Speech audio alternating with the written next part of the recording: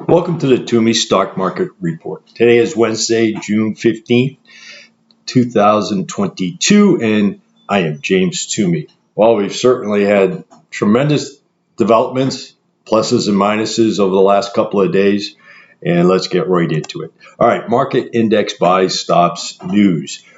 The Fed meeting is today. There's chatter about raising rates 0.5 to 0.75. I've heard one.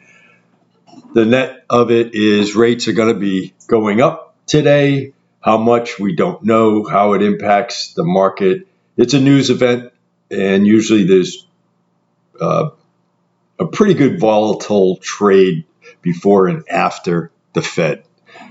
Either way, we know rates are going up. Environmental factors impacting our macroeconomics. The trend is down, and it continues to be down, and it will be down for some time. All right, so no solutions for energy. We've just discussed that at length last time. But if we trade energy, it's always a risk. You could wake up that it's 10% down or 10% up, and we certainly saw that volatility of late. Natural gas plant in Texas caught fire last week. That Freeport plant produces about 17% of U.S.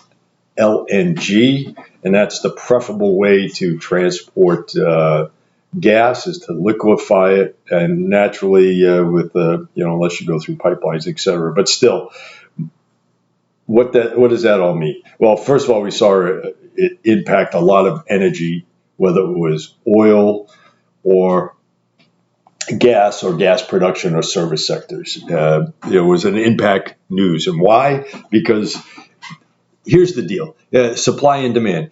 The raw material is natural gas that comes out of the ground, right? So if they're pulling out the same amount of natural gas, and then all of a sudden 2% of that demand gets pulled away because of this plant, basically 2% of all that natural gas being produced is going to not be required to fulfill that plant's production needs, obviously.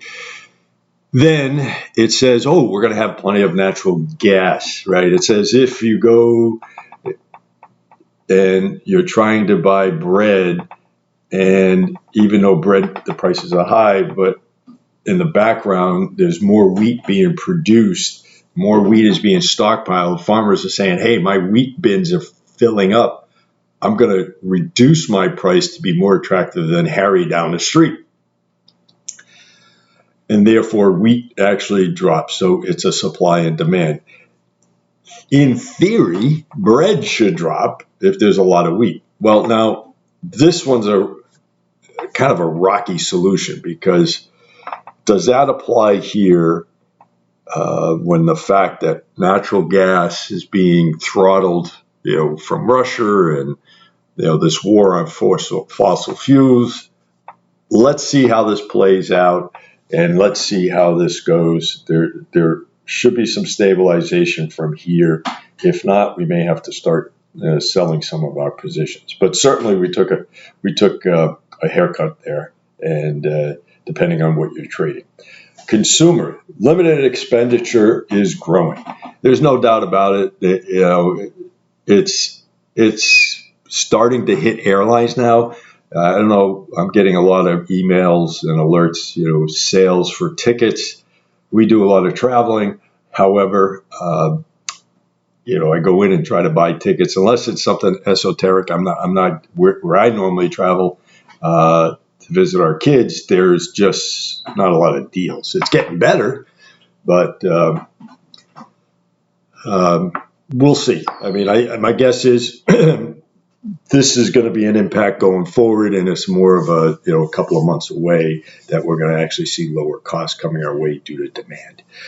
Mortgage applications decline. No surprise there. Housing is slowing. Lumber's prices coming down. Buildings coming down. Permits, all across the board. Layoffs in Redfin and a few of these online realty places are occurring. No surprise. Mortgage applications, I believe, was up to 30-year was up to 6.2 something yesterday. It's like anything else. If you can't borrow as much, housing prices are, which were astronomically high for most people, even become more difficult. I'm hearing that from realtors that I know, they're seeing houses stay on the market a little bit longer. Instead of 5 buyers, there's 1. Instead of 10 buyers, there's 2. And in addition to that, people are reducing their pricing, which is kind of surprising. But it's still higher than it ever was, and there's still plenty of profit if somebody's held property, etc. So we'll see. I think the smart, cash-heavy people are. When I mean smart, that's probably a bad use of terms. Let me back up. Cash-heavy people that are investing in real estate, they may be holding off a little bit, waiting for more decline in pricing. So that, with that said, we'll see where this goes. Fed moves and market liquidity. All right. We're running off our previous bond purchases, and it is going to accelerate next month, and our rates are increasing. Those are all known facts, right? What does that do? It puts a damper on liquidity. It makes money less available, harder to, more costly to obtain, and that slows down the economy. And then the supply-demand equation changes a little bit because less demand. Translation, the way to cool off our economy is push it towards a recession. Okay, that's just what's happening. Okay, what am I getting at? All right, one of the things I track, and this is a price of high-yield debt. That's basically junk bond. When you talk about junk bonds, it's a ratings of capital BBB for S&P. Moody's would be capital B, lowercase AA3 type rated corporate debt. So basically, high yield debt for corporates. They have certain corporations, due to their status, they don't have, in order to get bonds out to the market, they have to have higher rates because their numbers don't look attractive. There's higher risk, etc. They can be good in a good market because high risk debt usually, rising tides rise all boats, right? So what's happening here? I track the HYG, which is iShares. It's a high yield corporate bond ETF, and it tracks investments of U.S. dollar denominated high yield corporate bonds. So U.S. SJB is the inverse of that. I just want to take a quick look at that for you. HYG. The net of it, it's really dropped precipitously the last couple of days. This is a daily chart. If we go out to a monthly chart, we go to the last recession, 2009. For 6 months there, 1, 2, 3, 4, 5, 6 months, it dropped to a low of 61.50. That COVID issue, it dropped to a 1 month low there, 67.52. And here, where are we now? A low of 74.3. 74 to 62, not a heck of a lot more to go, but definitely a downtrend. It's showing that there's higher risk, okay, to these, are badly positioned corporations, poor profit and highly leveraged, going to go bankrupt. I'm not saying they are, but we certainly see the pressure is mounting. And then if there's less demand for these quote unquote junk bonds, they're not really quite junk bonds, but less desirable, then how do they raise capital? SJB is the inverse play of that. This is a daily chart, certainly sweeping up. What I'm looking at here is, a high relative strength index of 73, and then it came down to 64. If you're an aggressive trader, you want to start taking positions probably around 19.5 if it gets there. Ideally, if you can wait till 19.3, I don't know, but that's a consideration. the horse is out of the barn. I'm going to start taking positions here, but that's really up to you as an individual, investor. It's kind of getting in the weeds, if you will, right? So that takes care of that one. Bear markets, they last about a year. This is a chart you can take a screenshot or what have you. This is the average, the bottom line, average 29.6%. This is the S&P lasting 11 months. The median is 27 and lasted 11 months. Pretty consistent. If I look back at 2020, the COVID one, it went down to 34%. It lasted 1 month. So that was interesting. 2009, 2007, it started here. 2007, 2009, S&P went down 57%. It lasted 17 months. The financial crises probably more in tune to what we're going to go through. I don't know if it's going to be that drastic, but we just entered bear market territory, supposedly the S&P and Dow. Do we have more to go? I think so. Is it going to end in a month? I'm going to go out on a limb here. No. So, we're going to have false breakouts, but overall, we'll discuss what we're going to do. All right, our advanced decline for the New York. I think last one I showed you was actually the NASDAQ, but this is the actual New York exchange, right? Advanced decline as of yesterday. The red is down days, more stocks declining than advancing, and the black is advancing. Interesting that, obviously precipitous days before that when the market was really tanking. It didn't really reverse yesterday. I was watching it all day, and it kind of, there was a lot of advances, and then by later in the day, that reversed dramatically. So, and the market was kind of flat. So there's real no push right now. So we'll see where that is. The relative strength is getting down 34.1. That's the upper chart, if you will. I think every time it gets down around there, we have a bounce, more advancing than decline. If you kind of look at these, so are we looking for a bounce? Yeah, I think so. I don't know how much, but it could be short-lived. But that's, I track it for the year, and it's a straight down line. A sloping line, and we have our fits and starts. But basically, downtrend is in place, is what I'm trying to say. All right, buy alert. RWM, which is one time short the Russell. It's an ETF. Or for aggressive traders, TWM. Get a buy-in today. You could take a third or so, and while the market's up, I believe it's up right now. So let's take a quick look. RWM is the 1-to-1 inverse short, and I caution people. Shorting the market is risky.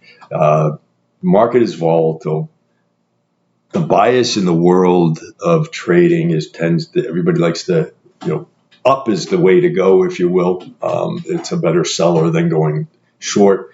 Short buyers get into these squeezes. They're high margin people. Lots to discuss there. At some point, we'll go over that again. But earlier segments, we kind of dealt into that. But the net of it is a little bit riskier. You're going to have a lot of fluctuations. So RWM today is down from yesterday. Low of 25.77 today. So yesterday, the low was 25.8. So you want to start nibbling here throughout the morning. Not a bad take. And depending where it goes, you want to add. But I would say at least get a third or less or a quarter. And if it really you got a nice bounce, you want to add to it. ETF short positions, we're adding on bounces. I just added the dog this morning. Here's our stop philosophy. And we certainly had some disappointing losses in our stocks especially that we try to do some defensive plays during that bounce, and some of them backfired. It's part of trading. We're not in a long-term position hold like mutual funds here. This is your trading portfolio.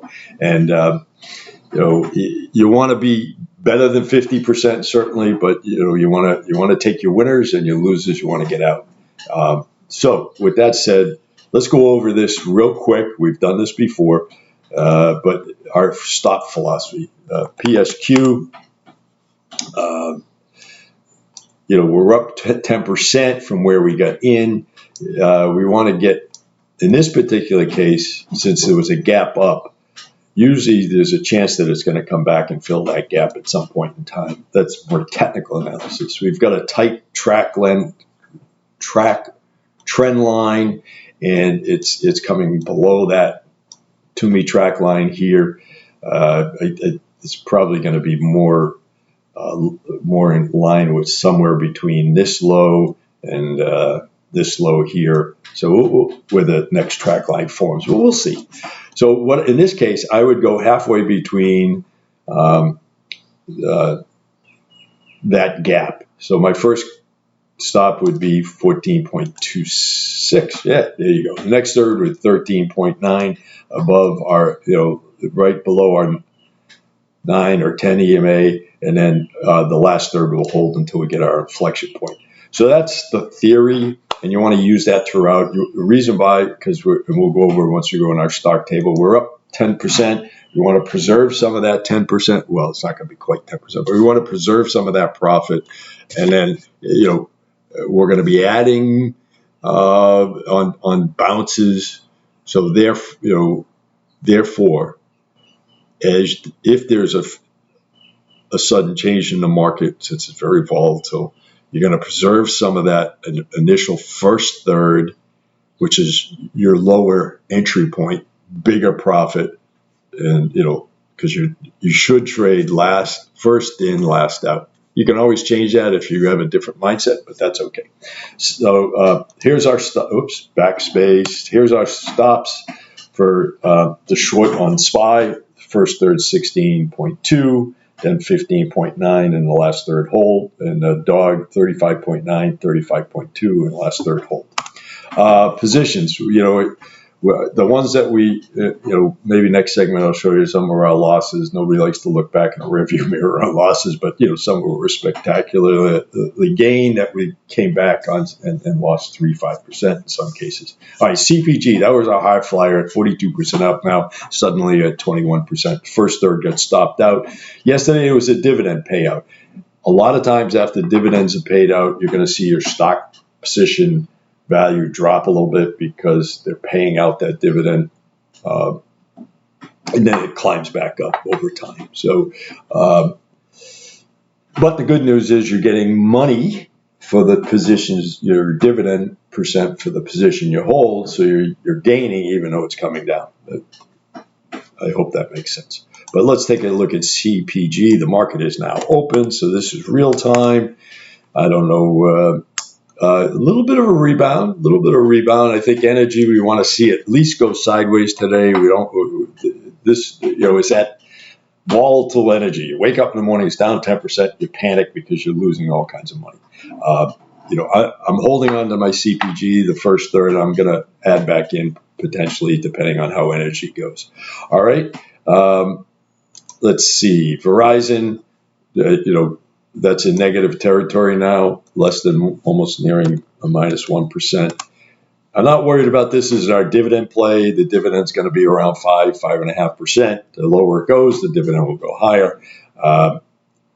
Hey, let's face it, it's going to try to eat towards that last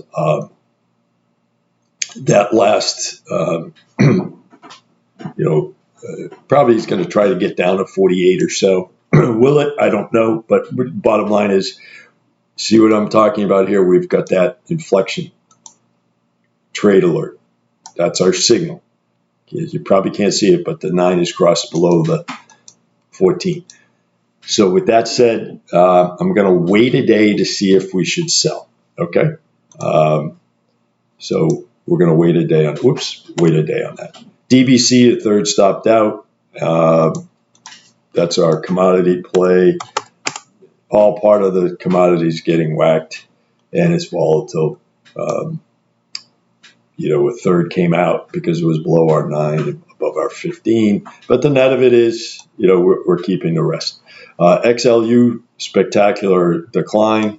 Got stopped out a third. I mean, technically you get stopped out of everything if depending on how your stops were. Probably the last third you held because we had this tremendous flush out. We got the buy signal there, waited a day, and the next day was a disaster. So you probably got stopped out 2/3. Should see a bounce here and come back. We'll see how that plays out. I'm not ready to get rid of everything yet.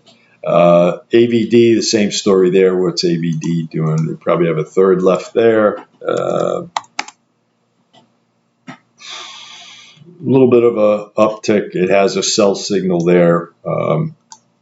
Probably should sell it all. So I'm gonna wait a day, but the sell signal has been hit. So we wanted to see where it goes today. Because it was at the 50. See, that's the problem. When you have a stop in, the decision's made for you. When that last third, you don't have the stop, your bias takes over, right? And that makes it hard to pull that trigger to say get out. Chances are we're going to get out because it doesn't, it often continues the same path, even if you get a small bounce there. Okay. Okay. Let's see. TBT. Up 11%. That's our 2 times shorting the bonds of the 20-year, and then 6% for the 1-to-1. TBT is probably pulling back a little bit today. I don't know, but let's take a look. Real time, we're 9:45 as the market opens. Yeah, a little bit. It closed yesterday at 29.22, and what are we at now? 28.7. Opened at 28.5, 28.7. 28.52 is the low. That's what I was looking for. Close was 29.22. So I guess we're kind of up. So that continues to rise. We got our buy point back here. Waited the day, started nibbling and get in, and bingo, off and it's running. So the philosophy there on low, if you wake up and your opens lower than the previous close, and if you got $100 that you want to put $10 in, and do that daily, depending on how much you're in. If you've got your position, you're happy with it, that's fine. Just leave it. Copper, again, very volatile. All the these commodity plays. Now you know why I don't like trading commodities. They just blow up on you. This one we got a third out. The sell signal's out. I waited a day. I'm not ready to truncate that one just yet.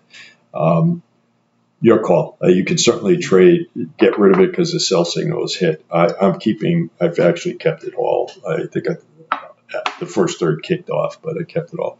Our shorts PSQ, like I said, 10%. We already looked at that. Let's look at the S&P. Yeah, it's coming back down, what we expected. I don't think it'll get to our first stop level, but like I said, I'm not in the prediction business.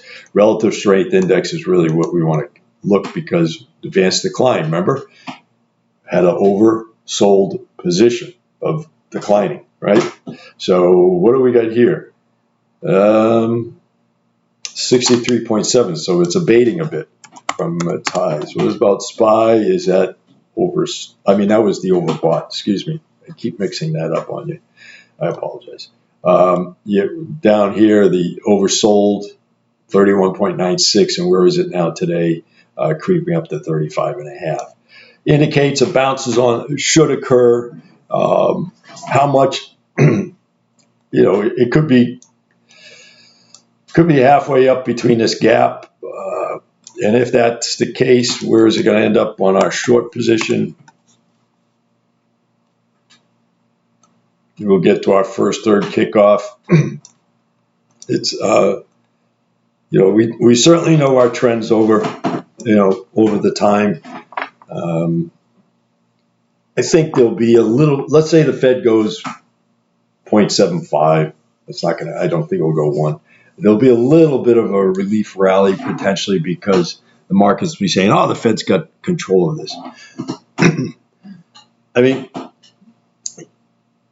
Yes, that's true.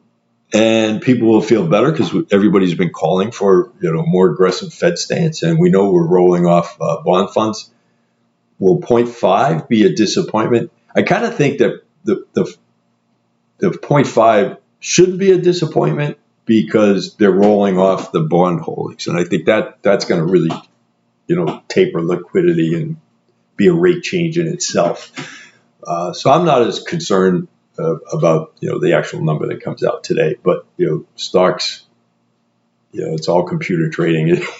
there's it'll be who knows, right? So we just have to watch it. We don't want to be day traders. We certainly realize that volatility, we're going to get hammered.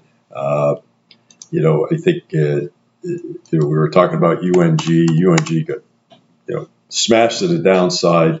We're getting a little bit of a rebound today. We definitely hit our sell signal on that one.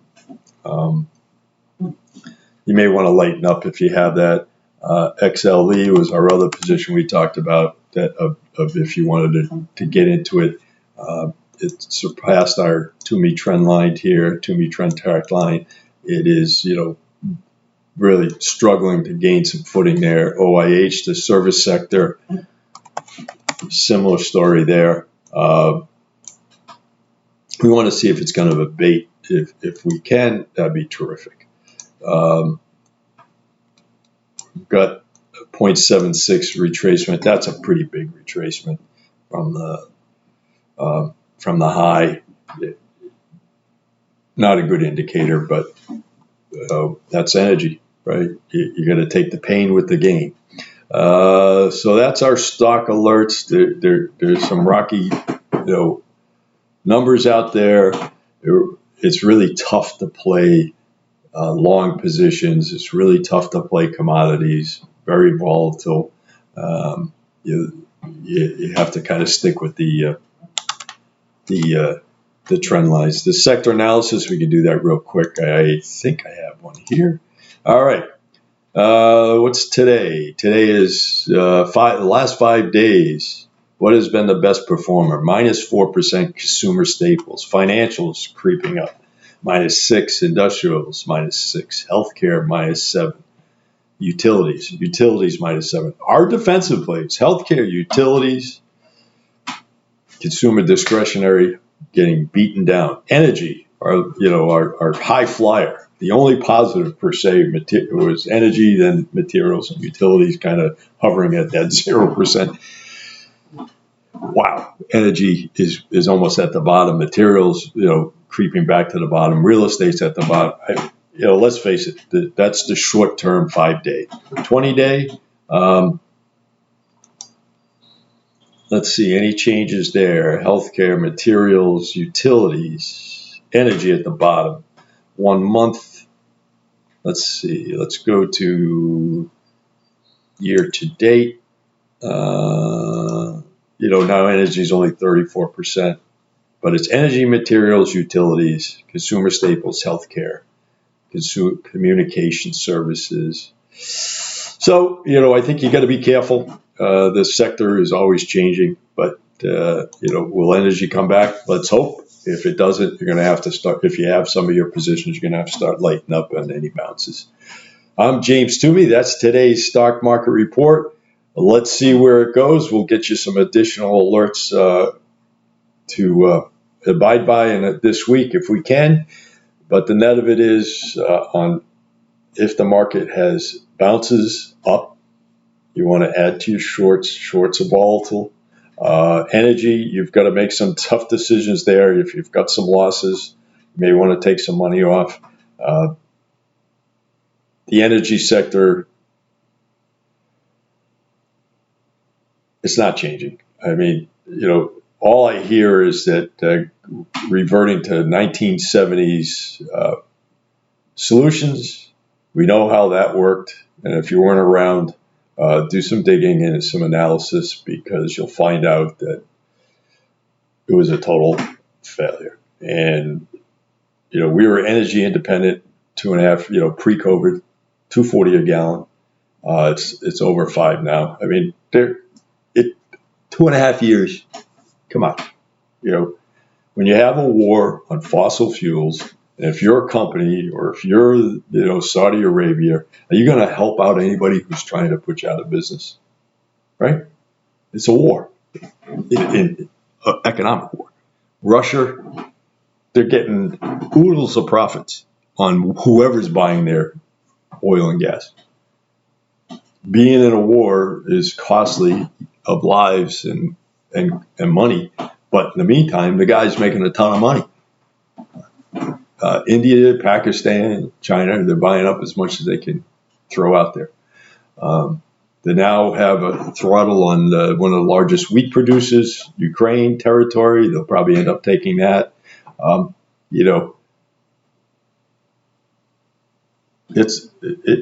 There's an economic war going on there. So you got to be careful. And the market's going to be, it's not going to, we talked that bear market chart. It takes a while. The dollar, that's pulling back a little bit, but we've got a strong dollar. That's pretty good. If we look at the last recession, 2009, the dollar was up there as well for 1, 2, 3, 4, 5, 6 months. We've eclipsed that, by the way. So the dollar is holding strong. It's a good sign. The only salvation we have in all this mess, as we raise interest rates and we roll off our bond holdings, when I say we, the Fed, is employment and manufacturing sector. What I mean by, we're not really this huge manufacturing, but if the PMI, the manufacturing sector stays above 50 versus below 50, meaning contraction, that's a good sign. We are above 50. And if unemployment stays low, employment stays high, people can better weather the tough times. What's that saying? I've said it before. It's a recession when your neighbor loses his job or her job. It's a depression when you lose your job, right? So there you go. I'm James Twomey. It's Wednesday, and that's our stock report. Have a great day.